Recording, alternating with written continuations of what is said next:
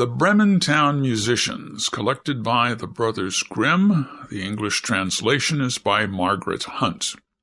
A certain man had a donkey which had carried the corn sacks to the mill indefatigably for many a long year.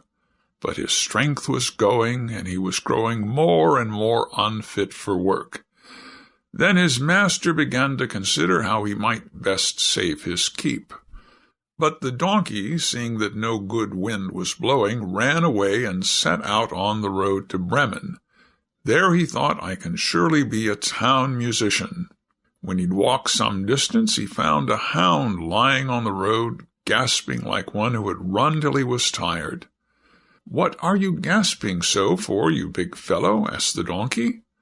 "Ah," replied the hound, "as I am old and daily grow weaker, and no longer can hunt, my master wanted to kill me. So I took to flight, but now how am I to earn my bread?" "I tell you what," said the donkey, "I am going to Bremen, and shall be town musician there. Go with me and engage yourself also as a musician. I will play the lute, and you shall beat the kettle-drum." The hound agreed, and on they went. Before long they came to a cat sitting on the path with a face like 3 rainy days. "Now then, old shaver, what has gone askew with you?" asked the donkey. "Who can be merry when his neck is in danger?" answered the cat. "Because I am now getting old, and my teeth are worn to stumps, and I prefer to sit by the fire and spin rather than hunt about after mice. My mistress wanted to drown me, so I ran away. But now good advice is scarce. Where am I to go?" "Go with us to Bremen. You understand night music. You can be a town musician." The cat thought well of it and went with them. After this the 3 fugitives came to a farmyard where the cock was sitting upon the gate crowing with all his might. "Your crow goes through and through one," said the donkey. "What is the matter?" "I have been foretelling fine weather, because it is the day on which Our Lady washes the Christ-child's little shirts and wants to dry them," said the cock. "But guests are coming for Sunday, so the housewife has no pity and has told the cook that she intends to eat me in the soup tomorrow, and this evening I am to have my head cut off. Now I am crowing at the top of my lungs while still I can." "Ah, but Redcomb," said the donkey, "you had better come away with us. We are going to Bremen.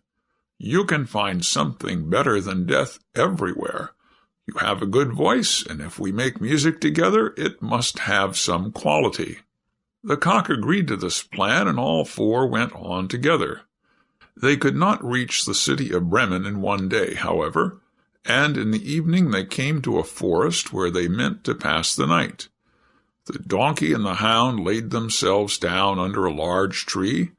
The cat and the cock settled themselves in the branches, but the cock flew right to the top where he was most safe. Before he went to sleep, he looked round on all 4 sides and thought he saw in the distance a little spark burning. So he called out to his companions that there must be a house not far off, for he saw a light. The donkey said, "If so, we had better get up and go on, for the shelter here is bad." The hound, too, thought that a few bones with some meat on would do him good.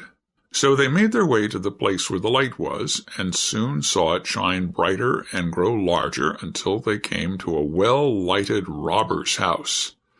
The donkey, as the biggest, went to the window and looked in. "What do you see, my gray horse?" asked the cock. "What do I see?" answered the donkey. "What do I see?" answered the donkey. "A table covered with good things to eat and drink, and robbers sitting at it enjoying themselves." "That would be the sort of thing for us," said the cock. Then the animals took counsel together how they should manage to drive away the robbers, and at last they thought of a plan. The donkey was to place himself with his 4 feet under the window ledge. The hound was to jump on the donkey's back. The cat was to climb upon the dog, and lastly the cock was to fly up and perch upon the head of the cat. When this was done, at a given signal, they began to perform their music together. The donkey brayed, the hound barked, the cat mewed, and the cock crowed. Then they burst through the window into the room, shattering the glass. At this horrible din the robbers sprang up, thinking no otherwise than that a ghost had come in, and fled in a great fright out into the forest. The four companions now sat down at the table, well content with what was left, and ate as if they were going to fast for a month. As soon as the four minstrels had done, they put out the light, and each sought for himself a sleeping place according to his nature and what suited him. The donkey laid himself down upon some straw in the yard, the hound behind the door, the cat upon the hearth near the warm ashes, and the cock perched himself upon a beam of the roof, and, being tired from their long walk, they soon went to sleep. When it was past midnight, the robbers saw from afar that the light was no longer burning in their house, and all appeared quiet. The captain said, "We ought not to have let ourselves be frightened out of our wits," and ordered one of them to go and examine the house. The messenger, finding all still, went into the kitchen to light a candle, and taking the glistening fiery eyes of the cat for live coals, he held a lucifer match to them to light it. But the cat did not understand the joke, and flew in his face, spitting and scratching. He was dreadfully frightened, and ran to the back door, but the dog who lay there sprang up and bit his leg. And as he ran across the yard by the dunghill, the donkey gave him a smart kick with its hind foot.